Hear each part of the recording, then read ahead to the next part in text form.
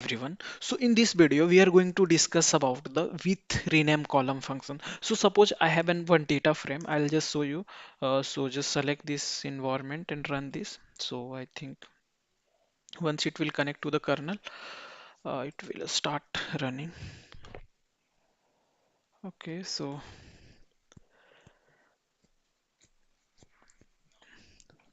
let's start the session. Once the session will start, till that just df underscore bond dot. So n is equals to 5. I don't want to see all as of now, or just skip 2. So let's the session get us started. So what in this video we are going to discuss, if like suppose I have a column name, right? I have a data frame, this data frame, which like bond file, we have the detail of the bond, and in that there will be a column name which I have to rename. Like that column name is not making any sense. It's making sense, but it's having the spaces, extra spaces, and those things we can't load into our database. Suppose if you look into the serial number, right? We have the differences between SR number, then date of encashment, name of political party, account number. So what we will do, we will try to rename these things. So for that, what we will use, we will create one new data frame is equals to df bond, right? Dot. So we have a function we called with column renamed. So with the help of this, right, what is the syntax of this? We have to pass the old name, old column name. So our old column name is this, and we have to pass the new name. So our new name is serial number. Just give srno.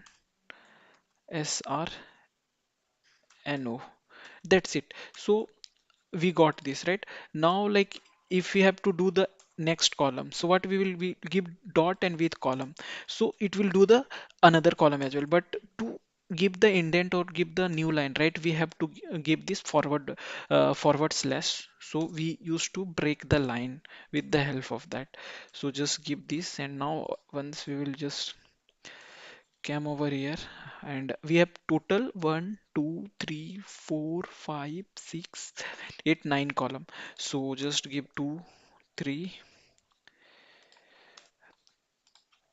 4 5 6 7 8 9 9 number. Just remove this. So we have did for this date of encashment, we will give control v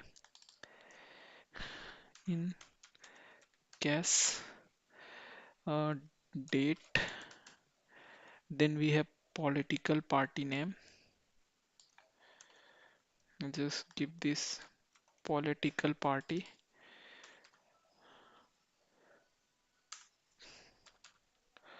political party. Okay, and one more thing, like we'll just keep this smaller, and I'll keep this over here, and I'll remove this.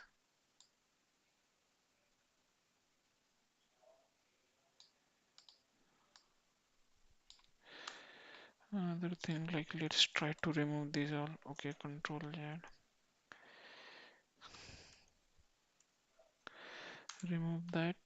Okay, control shift. Now it's been correct. We have to give the account number of party. So just pass it over here, and let's give this ACCN number. ACC no one. Then we have prefix.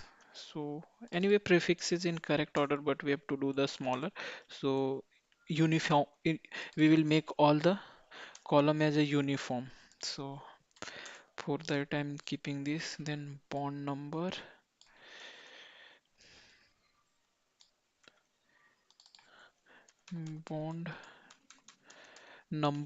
Then we have denomination. For that, let's keep the amount. Then we have pay branch code. So I'll keep this. branch code brn cod pay. Another thing, pay tailor. So we'll keep this pay tailor. TLLER.